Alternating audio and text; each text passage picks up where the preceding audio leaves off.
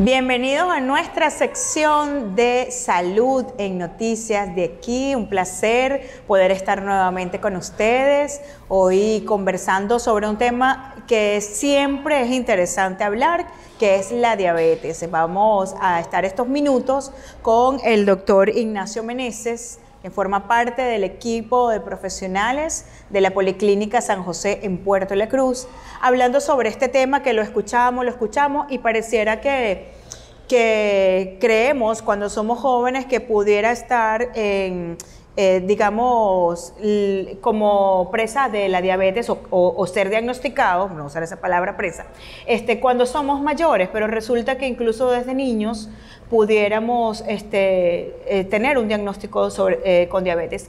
¿Qué es la diabetes, doctor? Primeramente, para la gente que tal vez ha escuchado, pero no tenga una definición concreta de qué es. Bueno, primeramente hay que tener un concepto claro con respecto a lo que es la diabetes. Se sabe que la diabetes es un conjunto de síndromes. ¿Por qué un conjunto de síndromes? Porque no solamente se enfoca en una sola enfermedad con una sola afectación. Simplemente se caracteriza porque hay un descontrol en cuanto a la acción de la insulina como hormona y también en cuanto a su producción o su secreción por el páncreas, que el páncreas es el órgano que se encarga de la producción de la insulina.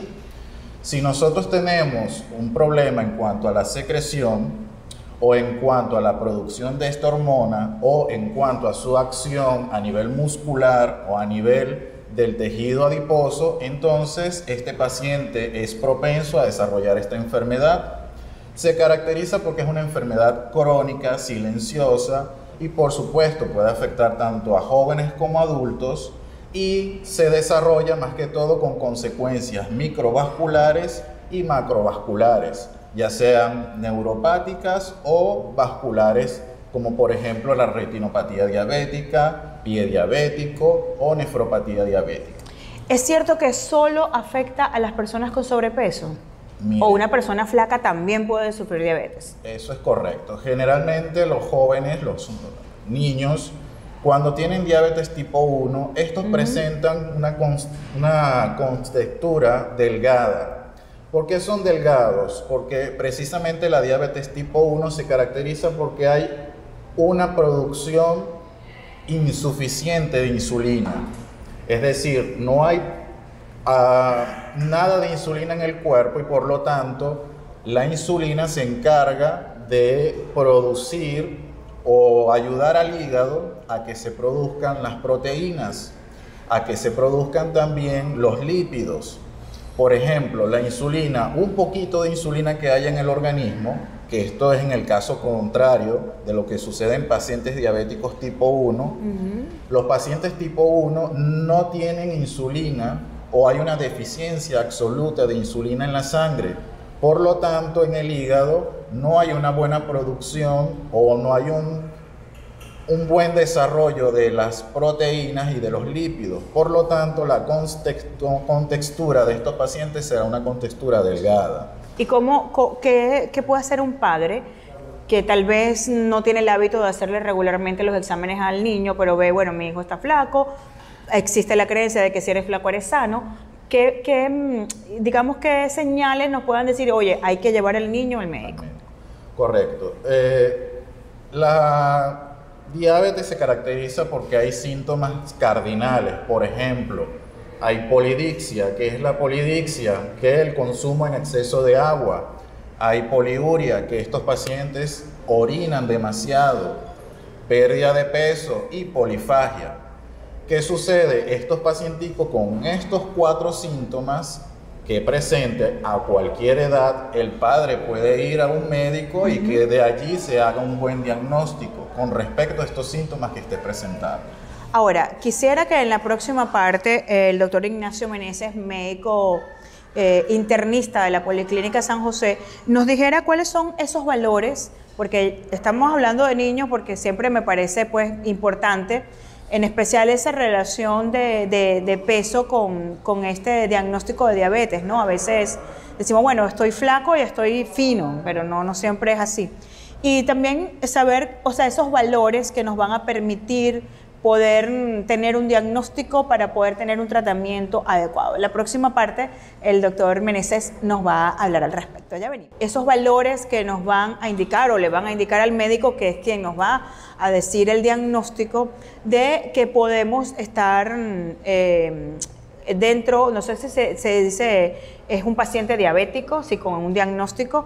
Yo he escuchado a veces, doctor, estoy prediabético, ¿eso existe? Eso existe, sí, correcto. Ajá. Eso depende de los valores. Ok. Por ejemplo, podemos hacer una glicemia en ayunas, que es el examen regular a todo tipo de paciente. ¿Qué pacientes deberían de hacer este examen? Los mayores de 45 años.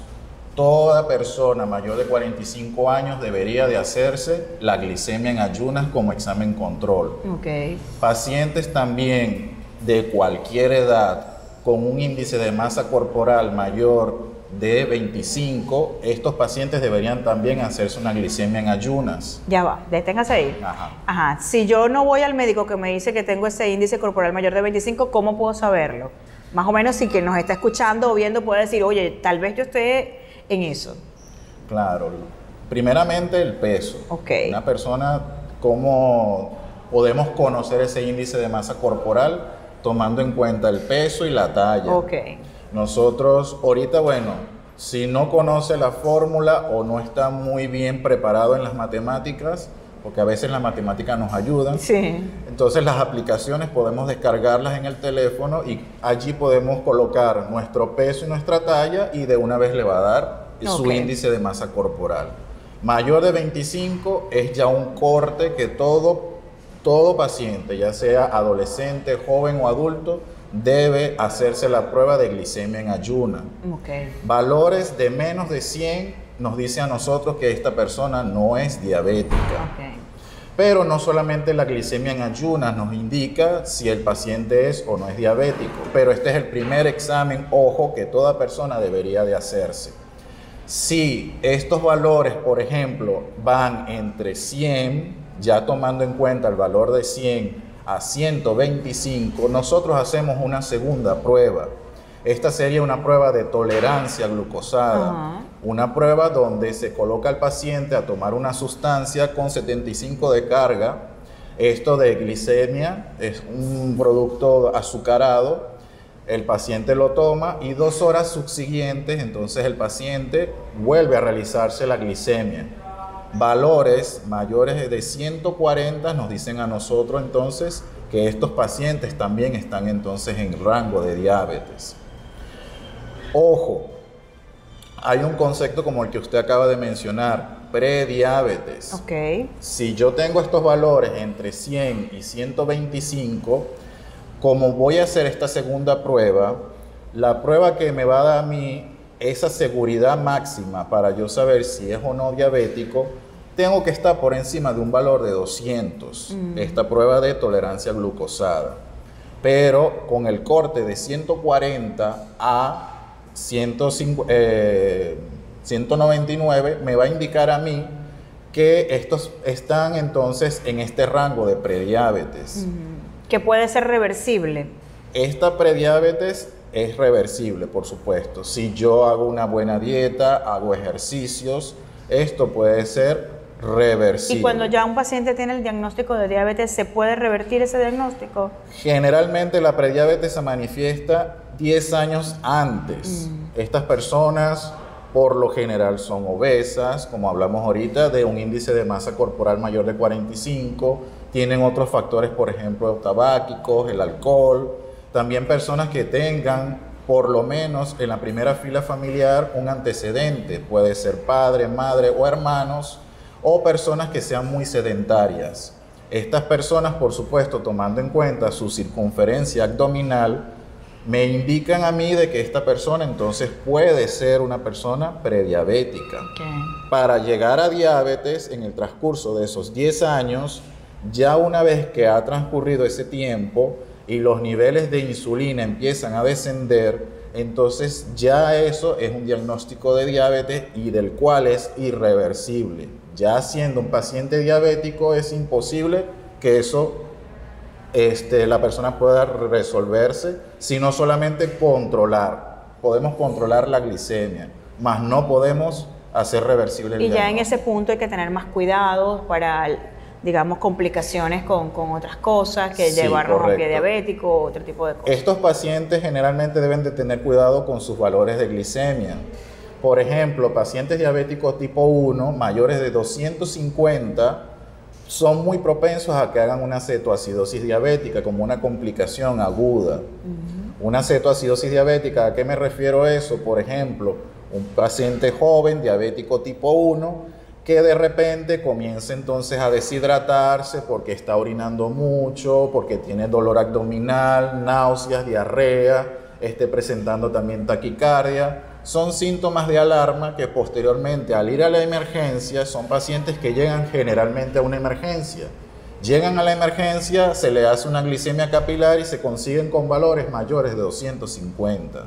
Estos niños con estos valores, tal vez ese sea el momento que debutan con diabetes o tal vez hayan dejado de usar sus medicamentos y como consecuencia entonces llegan a un estado de cetoacidosis diabética. Hay otra complicación que se llama un estado hiperosmolar, que esto se da en pacientes diabéticos tipo 2.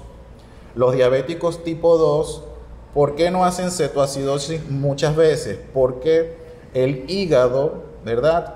Con un poquito de insulina que llega al hígado, todavía hay formación de lípidos, hay formación de proteínas y no forma lo que llamamos cuerpos cetónicos, que al encontrarse estos en la sangre o en la orina, es lo que me va a indicar que el paciente está en una cetoacidosis diabética, que se consiguen en los niños, más no así en el adulto diabético tipo 2.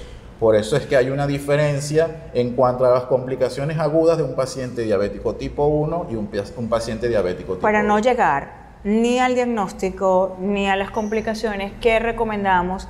Que sé que es un tema que siempre lo abordamos y muchos especialistas lo dicen, pero hay que recalcar porque forma parte de ese trabajo, esa función que hacemos, además de educar y de ayudar a la gente a que pueda llevar una vida más saludable. ¿Cuáles son esas recomendaciones que el doctor Meneses puede hacer? Bueno, como recomendación general, hacer bastante ejercicio. Ahorita de verdad que con la tecnología, que todo lo encontramos fácil, todo lo encontramos a la mano, hay bastante sedentarismo y descuidamos mucho la parte física. Ayudarnos con un buen ejercicio diario, por lo menos unas 150 horas repartidas durante una semana, con eso podemos ayudarnos a que si somos prediabéticos, podamos entonces tener una reversión de ese estado.